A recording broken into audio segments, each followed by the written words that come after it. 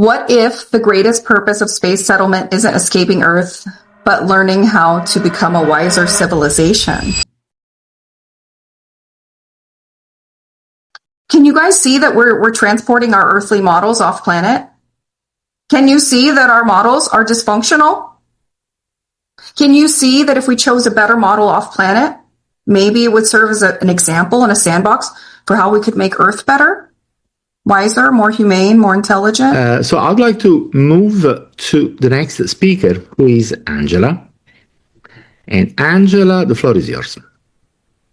Thank you, Giulio. And I just want to start off by thanking you for organizing this event, also Martine and Gabriel and the entire Terrasum community for creating a really unique space where we can ask about the future of humanity in outer space, off planet. What a cool thing to be able to do that.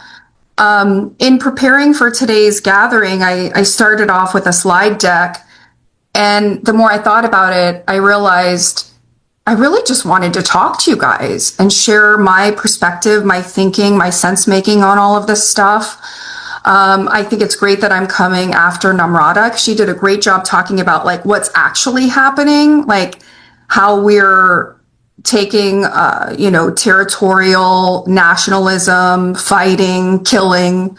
We're taking that off planet. We're taking the nation state model to a whole new place where there are no nations yet. And so what I really want to talk about is, well, what's possible? How could we maybe rethink what we're doing and make it more cooperative and make it more humane? So I really just kind of want to share a story about what led me to asking that type of question and how my thinking has evolved. And this is just my vantage point. This is shaped off of 15 years working in the US federal government, studying leadership, studying human development and human potential, studying polymathy as a human phenomenon, which is about being really interdisciplinary and really intelligent, thinking about collective intelligence, and now thinking about humanity's future off Earth. And I'm not here because I think I've solved self-governance off the planet. I'm here because I think we need more people who think in new ways about what's possible as we become a multi-planet species. And at the end of my talk, near the end of my talk, I'm going to put a straw man on the table, just to get something new out there so that we don't assume that we must take our dysfunctional nation state behaviors off Earth. So if you agree with, or if you disagree with me today, great. If you think my model has blind spots, great. I would love for you all to really think. And my hope is not that you'll agree with me. My hope is that you leave my talk with bigger questions, with wondering what is possible. All right, so to explain why I want to talk about the future of civilization off Earth, I need to go back to where my journey started. And so this is going to be a little bit like a story time, okay? So my story starts in Berkeley, California, where I was born. Berkeley is the land of hippies and woo-woo and human potential, and that is infused in part of me. But I also attended Christian schools from preschool to 12th grade. So I have that sort of stream of thinking braided into me. And one of the things I really took from all that Christian schooling was how beautiful the golden rule is, to treat other people like you would like to be treated. And all that Christian indoctrination really did have an impact on me. And I believed that it was a good thing to live a life of service. How could I use my human life to somehow be helpful, to be of service? And back when I was a teenager, my naive thinking was, well, if I want to live a life of service and really make a positive impact in the world, then I should work in government. I was so naive, but that was my plan. So when I was 18, between high school and college, I interned for the governor of California. And then when I was in my master's program, I landed a White House internship. And that turned into a career in the federal government. My first job out of school was as a non-political civil servant at the executive office of the president. So I met Bush, I've met Obama. I've met Biden. I've never met Trump, and I'm okay with that. But I've been able to see government from the state level, at the presidential level. But one of the things that I've also been really passionate about was just human potential. Like, how can we each become the best version of ourselves possible? And how can we collectively become the best version of our human potential? And how could that ripple out and make the world a better place? So after 6 years at the Executive Office of the President, I transferred over to another part of the federal government called the Center for Leadership Development. And our mission at the Center for Leadership Development, it was a beautiful mission. Our mission was to develop visionary leaders to transform government. And I thought, wow, that is such a cool mission. I want to be a part of that. And I spent nearly a decade managing leadership development programs for learners from across the entire federal government. But here's the hard truth. After a decade of that work, the truth is we failed that mission. We never transformed government. We never did. The hard truth is you can't install an agile, visionary leadership software onto a legacy, industrial era, bureaucratic operating system. The system's architecture is literally designed to resist change. That's what bureaucracy does. So I was frustrated by not being able to make a real difference in government the way I had hoped. And I started a doctoral program at George Washington University because I wanted to really understand, what does human thriving at its best look like? So I studied polymathy. That's a word a lot of people don't know, even though it's an ancient term from ancient Greece. Polymathy means many learnings. It's about not being boxed in, not limiting your consciousness. It's becoming expert in multiple disciplines, being mentally free and highly capable, good at learning. So I studied how humans learn, how they blossom into their fullest potential, how they master multiple disciplines. Martine Rothblatt is a quintessential example of a powerful, capable, modern-day living polymath. She used her intelligence for good. She still does. And it's really exciting work. Like, I have talks at Mensa, the High IQ Society. I have talks for the Federal Innovators Network. There's so much cool stuff happening. At the same time that I've studied like human potential and human intelligence at its best, I also spent 5 years deeply studying America's criminal justice system. And what I found there really broke my heart. I went to government because I thought it was a force for good in the world, and that's how I could make a positive impact. But when I really looked under the hood of our justice system, I realized it was our legacy system at its ugliest, at its worst. Human potential was being systematically crushed. We have mass incarceration. If you took all the prisoners on Earth, America is less than 5% of the global population, but we have 25% of planet Earth's prisoners here in the land of the free and the home of the brave. And it is modern day slavery. It says so in our Constitution that if you call someone a criminal, the government can enslave them, and it's deeply racist. And it's really important that we start telling the truth about those legacy systems and that we don't export them off planet.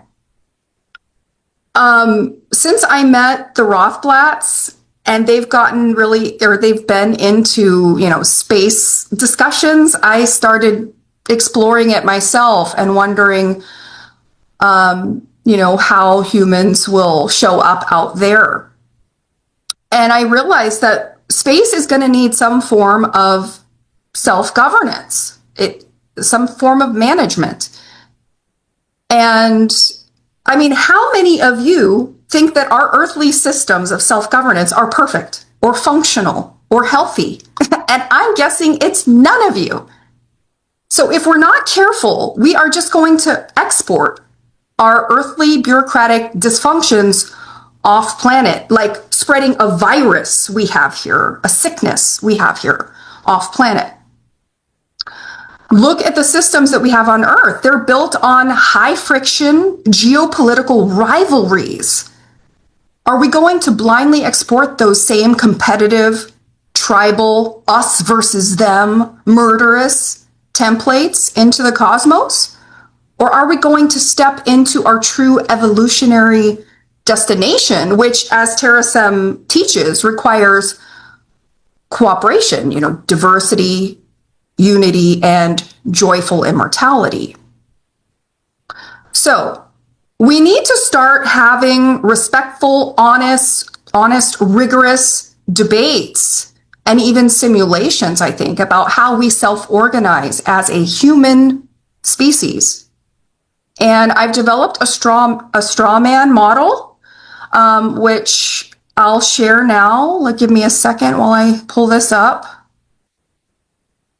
Okay, can you all see my screen? Okay, good. So I don't believe that this is like the final model, the perfect model. It's just something to get the conversation going. So you'll see in this image, we have three sides of a triangle. One is we have direct democracy.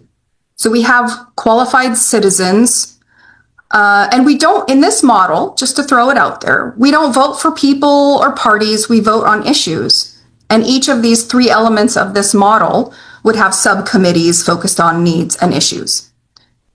To vote on an issue as a citizen, you must make a pledge to not be ignorant.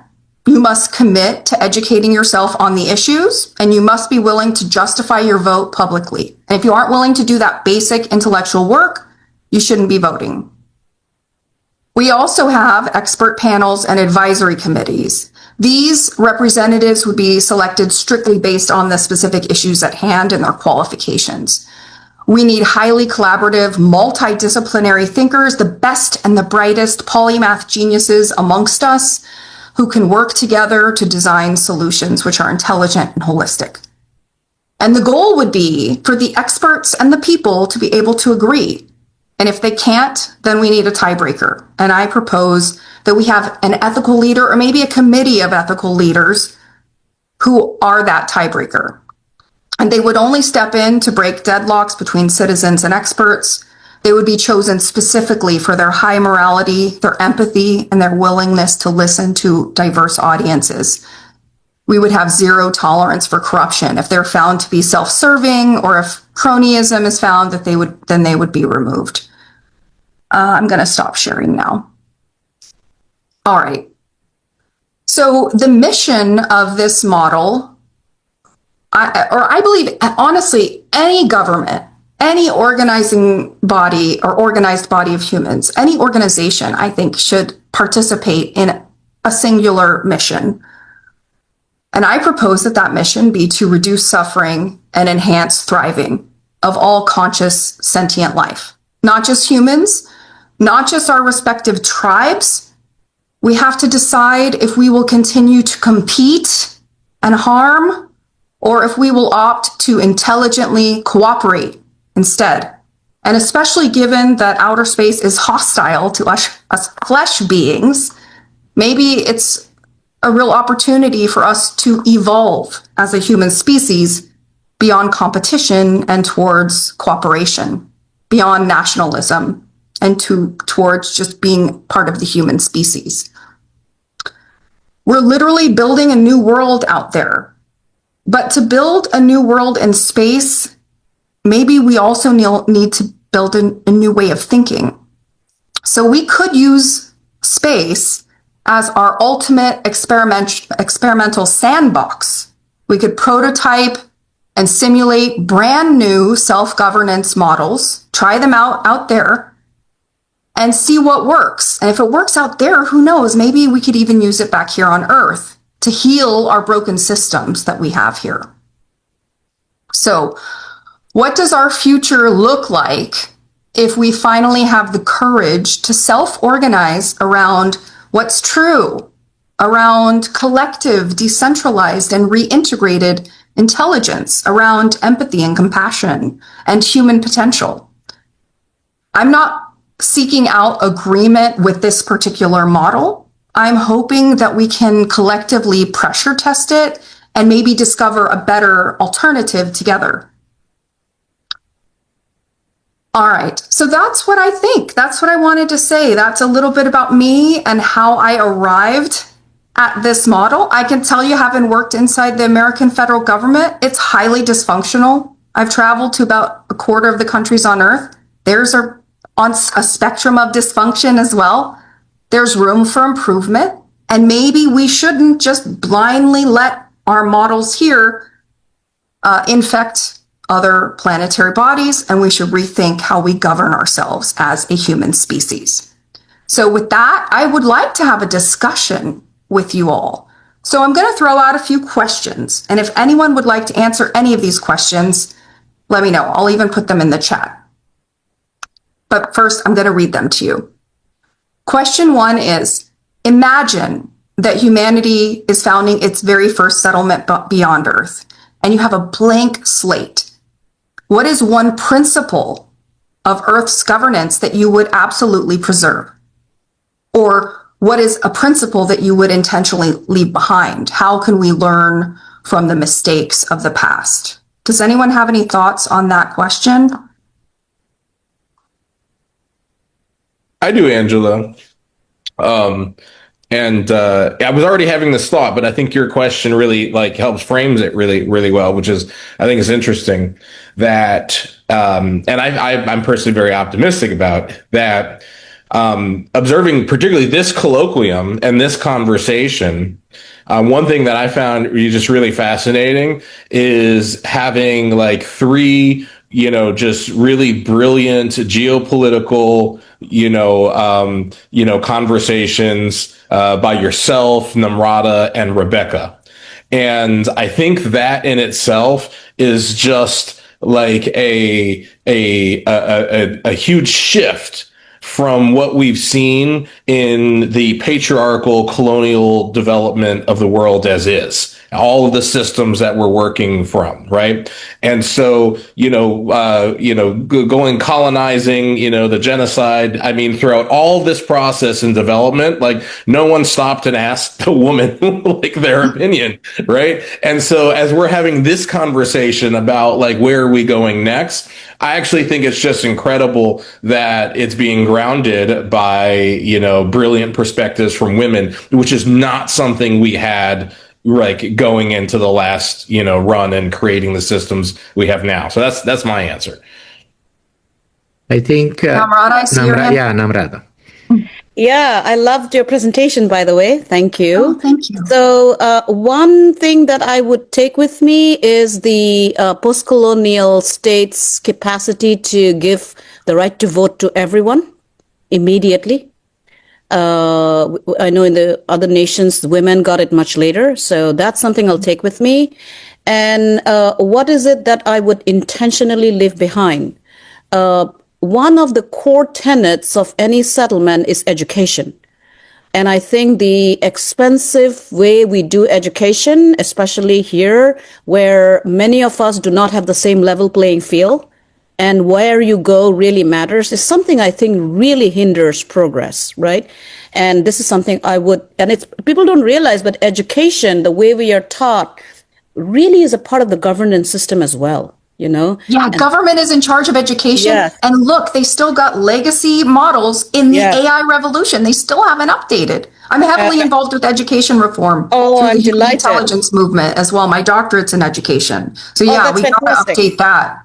We got to leave that Absolutely. behind. We got to build something, as you said, learn from history and learn not to do things terribly, Yeah. Okay. Thank you. Yeah, exactly. I think I saw another hand up. Did I? Perhaps Thomas? Okay, I'm going to ask another question. If you had to write one sentence describing the purpose of civilization itself, I propose that the purpose should be to reduce suffering and enhance thriving of all sentient beings. That's what I think we should be doing. But what is the purpose of civilization? I'm going to put the question in the chat as well.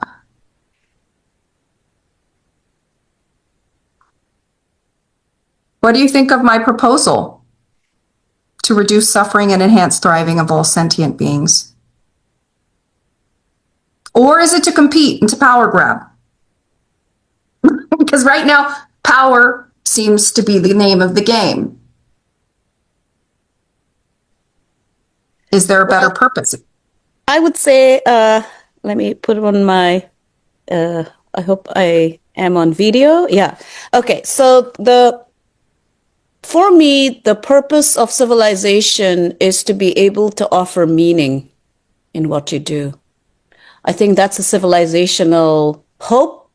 I don't know if you've read this book by Stephen Pinker called The Better Angels of Our Nature. He documents the long history of us, how we have evolved and where we've come. And he said that actually we're doing better, and because his arc is very, very long, right? So I would say purpose would be to find meaning. And you made that point, or not you, Rebecca made this point that while you have a football team, individual excellence and coming together really matters. And I think that's, if in one line, find meaning. Yeah, I like that. Yeah, we're by nature, we're storytellers and sense makers. So living a meaningful life definitely matters to us humans. Anyone else have a feedback on this question? If you had to write one sentence describing the purpose of civilization itself, what would it be? I'd like to throw one out, like maybe like communal problem solving and like awareness. Yeah, like a decentralized, collaborative sense making. Okay, I'm going to ask another question. What if the greatest purpose of space settlement isn't escaping Earth, but learning how to become a wiser civilization? Can you guys see that we're transporting our earthly models off planet? Can you see that our models are dysfunctional?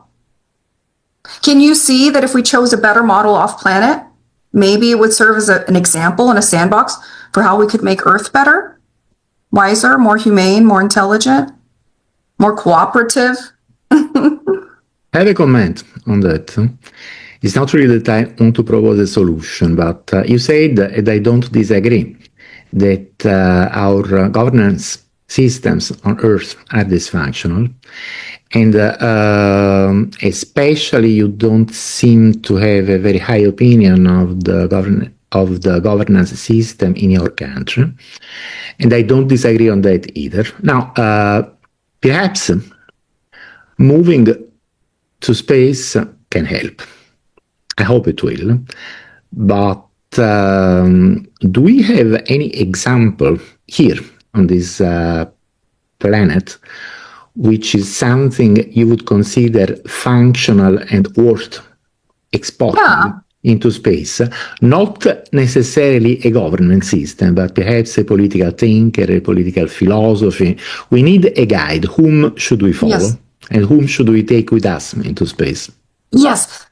Oh gosh, this is such an intelligent point, and it's such an intelligent question, Julia, because there are countries who get things right. Like, I looked very deeply at the criminal justice system in America, but Norway is considered to have the best justice system on earth for a variety of reasons. They have low recidivism, which is repeat of crime. So they actually rehabilitate people so that they don't commit more crime and harm more people. And they do it through a very humane, evidence-backed way. There are like another function of government, as Namrata pointed out, is education. Now, the US, with all our money, our education is actually pretty poorly performing. We incentivize students to do what they're told, memorize, and not actually think.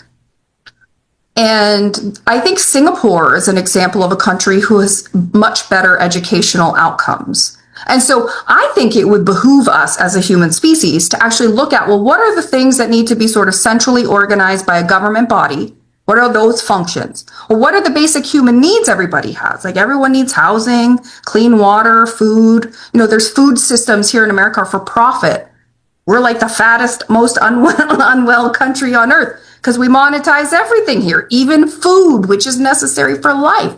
But there are other countries and other models who do it more intelligently and more humanely. So I think it would be really smart to look at what humans need, what governments should be doing, what are they competent at, and how can we learn from the best government models across a variety of needs. And then maybe take that off planet, take those models. So we're actually learning from not just the mistakes of humans on Earth in the past, but from what we've done well here, and take that off planet. When Yes. it comes to political philosophies, now perhaps reflecting on this point can be useful. I do like very much some aspects of libertarianism, but perhaps paradoxically, I also like very much some aspects of socialism or social democracy. So, if you ask me to define myself politically, I would say that perhaps I'm a libertarian socialist, but most people don't seem to even understand what that would mean. Now, is the question that I ask you, what would a libertarian socialist be? And who should his or her intellectual maître pensée be? Whose philosophers should we libertarian socialists follow?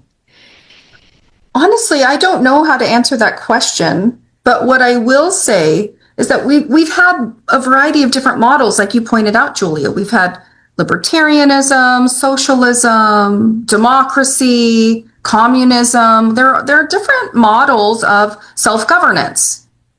And each of them means well, but falls short. Even democracy falls short. Yes. And so I think what we as a human species need to do is have an honest conversation without being allegiant to any model in particular. What can we learn about the strengths of each of these models and the weaknesses? My mother is an immigrant from a communist country, from Cuba. I still have family there. And it meant well, but it damaged the country. And that's the truth. And what can we learn from that? I think that's a much more interesting conversation to have, like to really look at that. All right, I'm going to. I think this is a very good point. Realizing that many systems mean well but fall short, or saying it the other way, many systems fall short but mean well. I think that's a very important realization. And as you say, perhaps we should study the strengths and weaknesses of all the systems instead of getting ideologically polarized. Let's move with the last question to the audience. That should be the last, so we can keep the time. Yes. And I just want to say, having come from government, I don't think we can actually rely on governments to ask these big questions or to design the new model. The actors embedded in those government machines are embedded and incentivized to keep those bodies going. So I think it's up to us, the people, to reimagine what could be possible and to move those questions forward. All right, one more question before I wrap up my segment here. 1,000 years from now, what do you hope our descendants say was the wisest governance innovation of the 21st century? Time when AI is coming to the masses, maybe there's something we can do with AI, distributed, reintegrated intelligence. I hope we make our governance models humane, not just intelligent, but wise. We have lots of intelligence can be used to justify atrocities. Like wisdom is not automatic. Humanity is not automatic. We have to require that of our systems. So I hope there's a turning point we as a species have where our systems of self-governance become more conscious, more humane, more kind, more cooperative, more heart-centered. Namrata? Yeah. Oh, what a great question to contemplate. So when when India got independence, and Gandhi did not participate, you know that, right? In the Day of Independence, because he had written this whole treatise on how the modern state is very brutal, and why. He explained, right? So, given that, and given Nelson Mandela and others thinking on what could be that we can live for our descendants, I would say, besides a wise governance innovation, the one thing that and you said that, right, bureaucracies, because after all, one thing we don't realize is that even if I'm voting, I'm putting someone in power, it's the bureaucracies that run the system, right? The representatives do not, unless they are states people or they have been there for a long time, but they become a part of the bureaucracy. So the one innovation I don't know if we can get there, but I have been thinking about it, is an adaptive governance structure that can adapt to the times, right? We are always complaining that somehow our consciousness is moving ahead and our systems are not. So what is that template that can enable that, right? So it's not a very satisfactory answer, but this is a deep question. I have to think through it even more. So thank you.